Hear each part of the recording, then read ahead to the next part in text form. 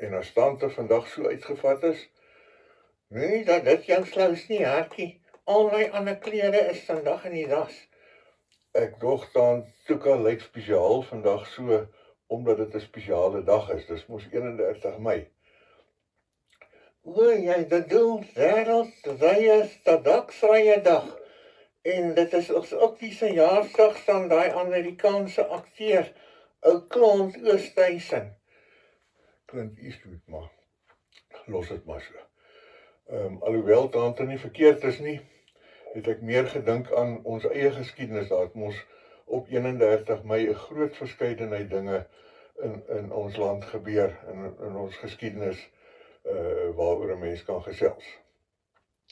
Dis die voordeel van geskiedenis, Hartjie. Nou, hoe bedoel tante? As dit nie so geskiedenis was nie, dan het alles sommer gelyktydig op een slag gebeur. 31 Mei was voorheen 'n openbare vakansiedag gewees, maar baie mense het mos al daarvan ook vergeet. Ek neem aan dat dit dan ook deel gaan vorm van die reeks vergete geskiedkundige dae, waarvan Kieran gesels tot in ons video's maak. Ja, tante het 'n baie goeie geheue nog. Hierdie is nou al die 6de video in hierdie reeks. Dis net my korttermyn geheue wat nie meer is wat dit was nie, Hartjie. Vir die res het ek nog 'n geheue soos 'n olifant. Nou, hoe bedoel tante? As jy die jaartal noem, dan behoort ek te onthou dat daardie jaar op 31 Mei gebeur het. Dit wil ek sien, tante. So van olifante gepraat. Weet jy dat kry jy as jy 'n olifant kruis met grondboontjie dotter? Weet tante, sê maar vir my.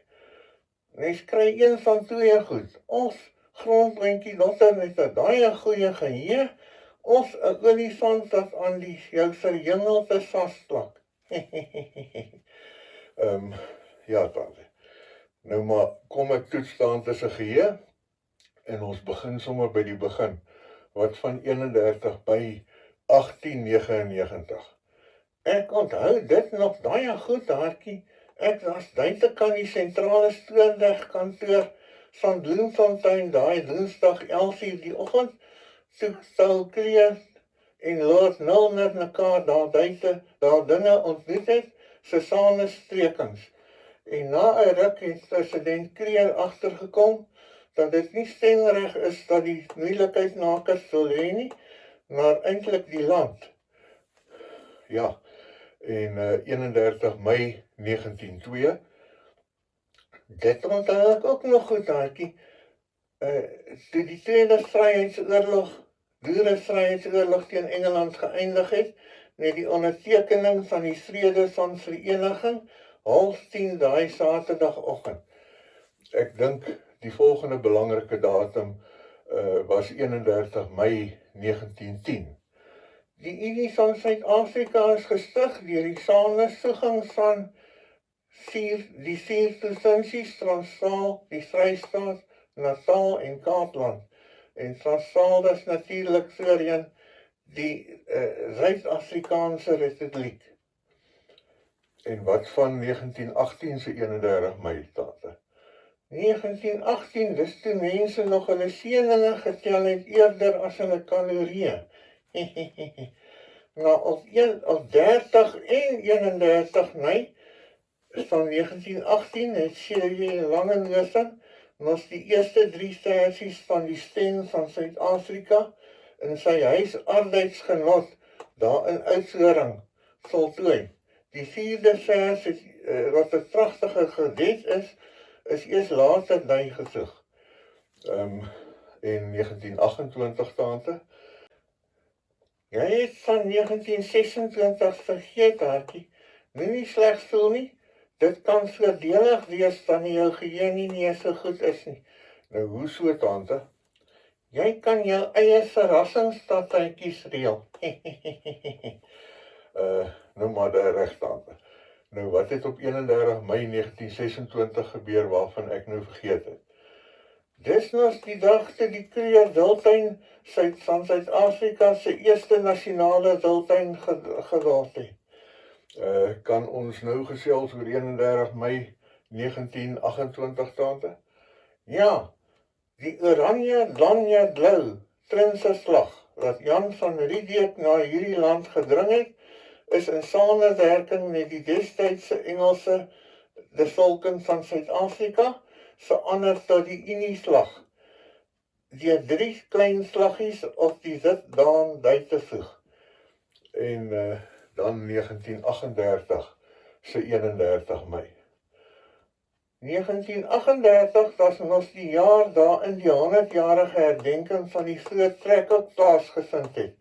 Op 31 Mei daardie jaar is die Unieslag saam met die Britse Union Jack die eerste keer in Kaapstad gehuis en die stem van Suid-Afrika word ook hier tydens gesing. Het hierdie Unievlag en die stem toe daardeur die nasionale simbole van die land geword tante. Nee, Hankie, dit het eers in 1957 gebeur, toe die gesamentlike gebruik van die Union Jack en die sing van die God Save the Queen weggeval het. En toe die groot gebeure van 1961, nee. Ek dog, my geheue is nie meer so goed nie, maar jy het alweer iets vergeet, Hartjie. Wat het ek vergeet dan toe? Wat van die einde Mei 1948? Sover ek het was die Mei gebeure van 1948 nie op 31 Mei nie, maar op die 26ste Mei. Dit was so na aan mekaar, mens kan dit net so wel ook noem. Nou maar, vertel vir ons tante. Daai 26 Mei 1948 was die groot stemdag waarna die Afrikaner nasionalisme 'n oorhand oor die buitelandse regering verkry het. Is daar dalk nog iets wat ons eers oor moet gesels voor ons by 31 Mei 1961 kan kom tante? Ja, daar is nog die Kameradswetloop wat vanaf 1955 tot 1994 plaasgevind het op 31 Mei altyd, behalwe as daai datum op 'n Sondag geval het. Ek moet bieg dat ek het bietjie daarvan vergeet, tante.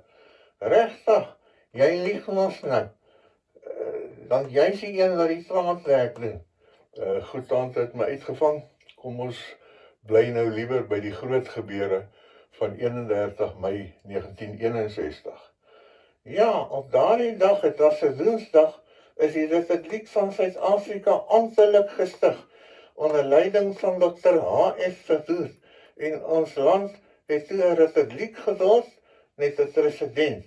En die vorige Uniedatum wat in 1932 ontwerp is, word toe ook daardie dag sonder aanvaar as die republiekdatum, in plaas daarvan om die geskiedenis te probeer verander asof dit nooit gebeur het nie.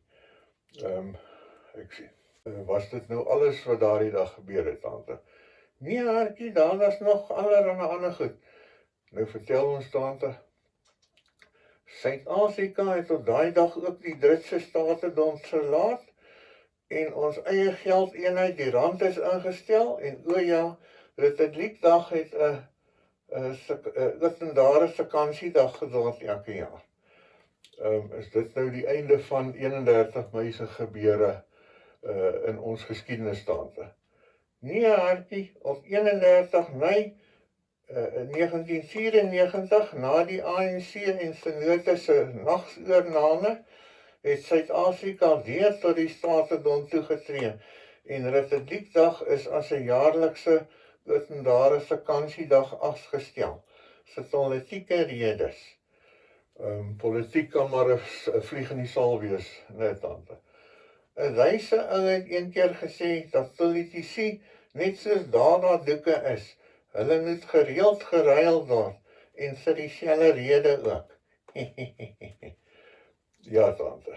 Dit lyk of 31 Mei goeie en slegte herinneringe het, afhangende van wie daarna kyk. Net so, en die vreemdste van alles is dat daar deesdae nog steeds heel wat oorblyfsels van die vorige Republiek van Suid-Afrika bestaan. Ten spyte van die verskeie politieke veranderinge. Dit sê nogal iets, né? Soos wat tante. Suid-Afrika het sy naam behou, dit het 'n republiek gelei, daar steeds 'n president as hoof van die regering, ons geldeenheid is nog steeds die rand, alhoewel die waarde daarvan later van tyd merkbaar verswak het, want R2 kan nie meer 'n Britse pond koop nie, en 75 sent ook nie meer 'n Amerikaanse dollar nie. Sal ek aangaan? Nee, tante, ek kry die prentjie. Maar ek moet sê dat tante se geheue my steeds verskriklik verbaas. Dinge van lank terug is nie die probleem nie, Hartjie. Ek was dan 'n ooggetuie daarvan gewees. Dis my korttermyn geheue wat pla. En nog 'n ding, my korttermyn geheue is ook nie meer so goed nie. Ja, dit kan nogal lastig wees, net tante. Maar ek is gelukkig nie die enigste een wat met hierdie probleem sit nie. Daar is 'n studie gedoen wat aantoon dat 1 uit elke 3 mense sukkel met slegte korttermyn geheue. En het ek al vir jou vertel dat daar selfs 'n studie is wat wys dat 1 uit elke 3 mense sukkel met hulle korttermyn geheue. Ek dink tante het so iets genoem, ja. Kom, ek groet sommer namens ons albei en kan ek sê geniet die 63ste herdenking van Suid-Afrika as 'n republiek en totsiens. En ek weet ook nog so ding sê, so ter afsluiting wil ek net gou graag vir julle raad gee vir almal wat jonger as ek is, en dis almal van julle. Ek hoor hulle sê dat te veel TV kyk geheueverlies kan veroorsaak.